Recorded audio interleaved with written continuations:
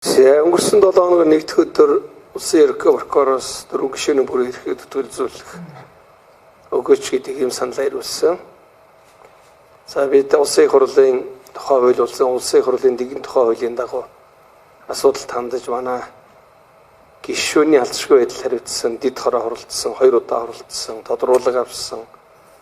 За ингээд 5 дахь өдөр 2 байнгаараа хуралдсан, дараа нэгдсэн чуулганаар ороо бараг 24-20 нойлог цагуурт хуралдсан байх. Гол нь үл ивэл юм. Алзшгүй байдлын дид хороо болвол мөрдөн байцаалт үйл ажиллагаатай танилцдаг ивэл эрхтэй ганц хороо. За тэгээд Улсын их хурлын гишүүдийн бүрийн эрхийг шалгуулахгүй гэв шүү дээ. Их хурлын гаргасан шийдвэр. Улсын их хурлын гишүүдийн бүрийн эрхийг төтгөлзүүлэхгүйгээр шалгах бүрэн боломжтой байна гэдэг ийм шийдвэр гаргасан. За энэ